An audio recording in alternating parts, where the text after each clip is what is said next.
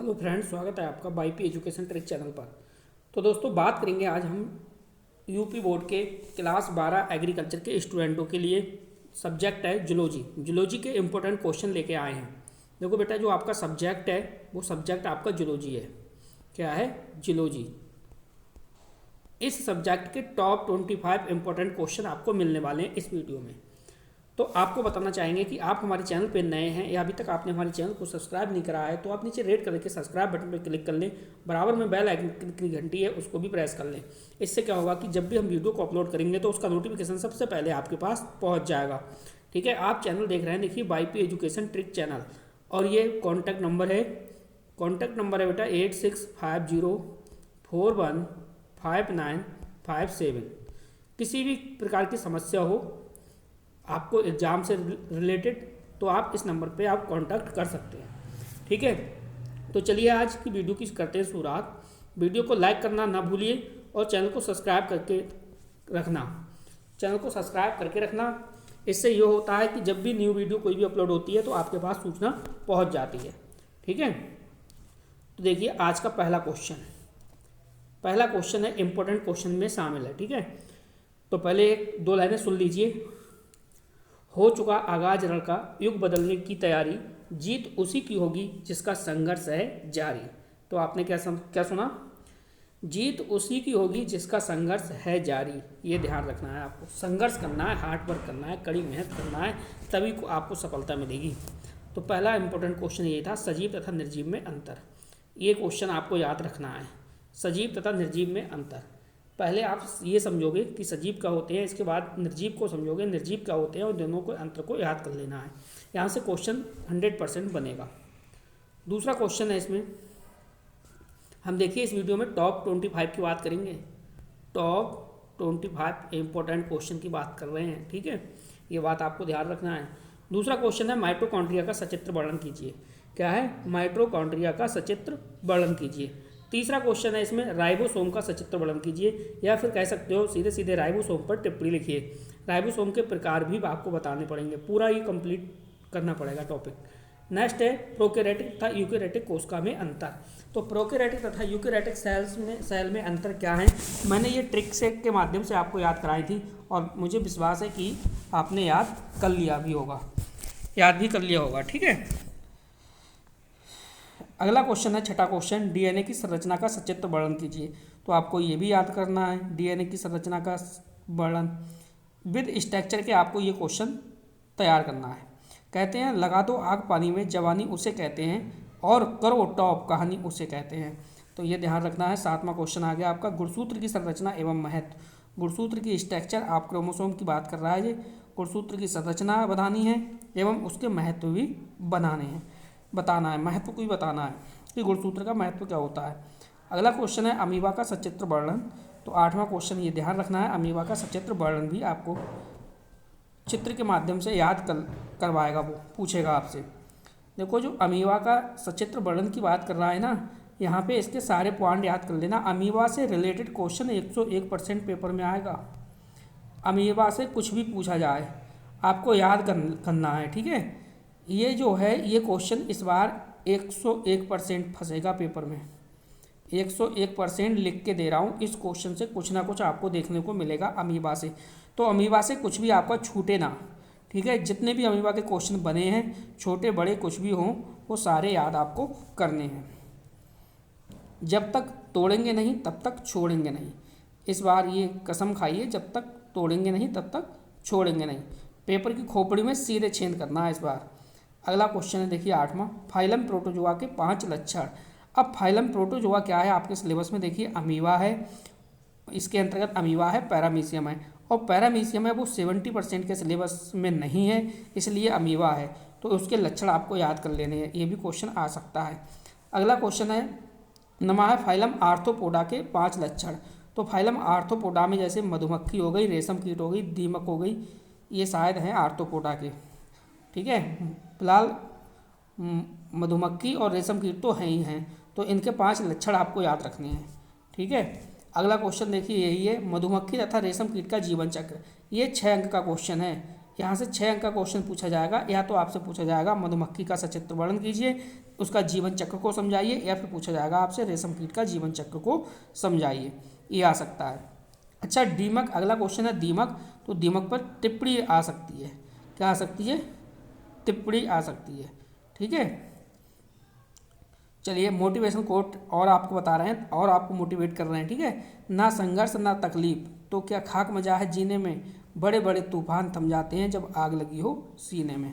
अगला क्वेश्चन, बेटा अपने अंदर आग को लगाए रखना ताकि आप इस बार टॉप करो, इस बार कॉलेज टॉप तो करना ही करना है आपको। अगला क्वेश्चन है देखिए, कबूतर के वायवीय अनुकूलन पर टिप्पणी लिखिए। क्या है? कबूतर के वायवीय अनुकूलन पर टिप्पणी लिखिए। वीडियो को लाइक नहीं करा, जल्दी से वीडियो को लाइक कर दीजिए और वीडियो की लिंक को अपने सभी दोस्तों में शेयर भी कर दीजिए। अगला क्वेश्चन है देखिए 13वां, रक्त की संरचना तथा कार्यों का वर्णन, स्ट्रक्चर ऑफ ब्लड। ठीक है, स्ट्रक्चर ऑफ ब्लड और उसके फंक्शंस, फंक्शन क्या होता है यानी कार्य क्या होते हैं, ये आपको ध्यान रखना है। 14वां क्वेश्चन है रुधिर एवं लसिका में अंतर। तो रुधिर और लसिका में अंतर भी याद रखना है।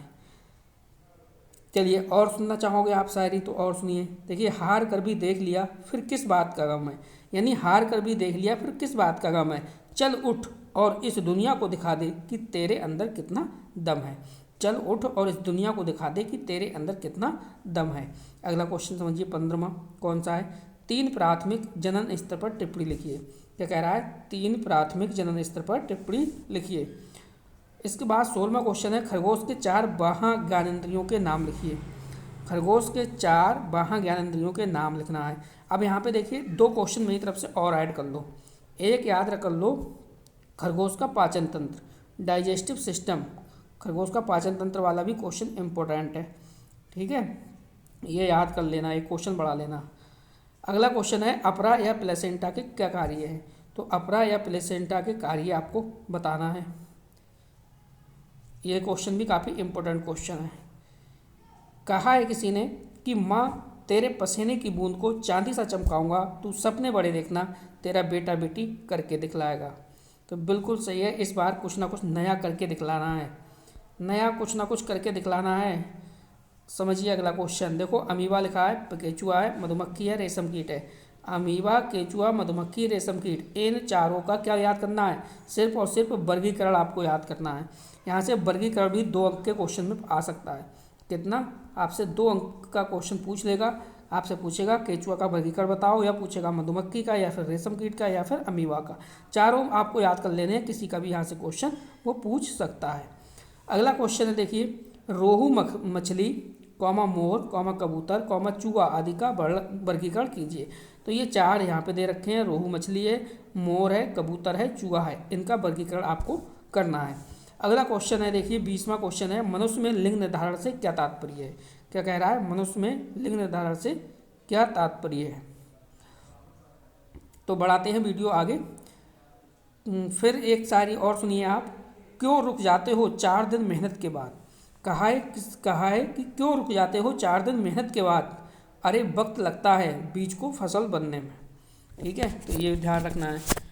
एक और सुनिए चलिए, शोर मत कर अपनी गमों की रात है, शोर मत कर अभी गमों की रात है, धज्जियाँ उड़ा देंगे बस कुछ दिनों की बात है। तो इस बार हाँ बिल्कुल पेपर की धज्जियाँ उड़ा देंगे इस बार, बस कुछ ही दिनों की बात है। अगला क्वेश्चन 21वां क्वेश्चन देखिए बेटे, 21वां क्वेश्चन समझिए आप। 21वां क्वेश्चन है, सूत्री तथा अर्धसूत्री विभाजन में अंतर। यहाँ पे सूत्री तथा अर्धसूत्री विभाजन में अंतर आपको याद रखना है। अगला क्वेश्चन है 22वां, समझात तथा समवृत्ति अंगों में अंतर। तो समझात तथा समवृत्ति अंगों में अंतर भी आपको याद रखना है। मंजिल ने हौसलों से कहा तेरे बस की बात नहीं, मंजिल ने हौसलों से कहा तेरे बस की बात नहीं, हौसलों ने मंजिल की आंखों में आंखें डालकर कहा चल झूठी तेरी इतनी औकात नहीं। चलिए मनोरंजन आपका हो रहा होगा, काफ़ी आनंद आ रहा होगा। तो आगे समझिए अगला क्वेश्चन। अगला जो क्वेश्चन है वो है अर्धसूत्री विभाजन को समझाइए। अब अर्धसूत्री विभाजन ये पूरा लॉन्ग याद करना है, ये 6 अंक का क्वेश्चन है, 6 अंक का क्वेश्चन है। इससे पहले था लैमार्कबार और डार्विंगबार, ये भी 6 अंक का क्वेश्चन आएगा। ठीक है, ये वाला आ सकता है 4 अंक में, ये आ जाएगा आपका 4 अंक वाले में। ठीक, फिर किसी ने कहा है देखिए, ठकुरा दिया था जिन्होंने मेरा बुरा वक्त देखकर, ठुकरा दिया था जिन्होंने मुझे मेरा बुरा वक्त देखकर। कसम खाता हूँ ऐसा वक्त लाऊंगा कि उन्हें भी मिलना पड़ेगा मुझसे टाइम लेकर। तो इस बार धमाल मचाना है पेपर में। अगला क्वेश्चन देखिए, 25वां लास्ट क्वेश्चन है बेटा इसका। ये क्वेश्चन क्या कह रहा है कि विकल्प और अतिलघु प्रश्न प्रत्येक पाठ के पढ़ लें। तो बिल्कुल सही बात है बेटा, विकल्प और अतिलघु प्रत्येक पाठ के आपको पढ़ने हैं। अगर ऐसा नहीं करोगे तो आपका नुकसान हो जाएगा। ये आपको प्रत्येक चैप्टर के बिल्कुल रट्टा मार लेने हैं। क्या क्या? विकल्प और अतिलघु, विकल्प और अतिलघु प्रत्येक पेज, प्रत्येक मतलब पाठ के, किसके? प्रत्येक पाठ के आपको याद करने हैं विकल्प और अतिलघु प्रश्न। ये थे टॉप 25 इंपॉर्टेंट क्वेश्चन। चलिए जाते जाते एक सारी और समझ सुनिए आप। कहा है कि खुद को इतना कमज़ोर मत होने दो, खुद को कमज़ोर इतना कमज़ोर मत होने दो कि तुम्हें कोई किसी के एहसान की ज़रूरत हो। तो बेटा बस इस वीडियो में इतना ही था। वीडियो देखने के लिए आपका बहुत बहुत धन्यवाद। मिलते हैं नेक्स्ट वीडियो में।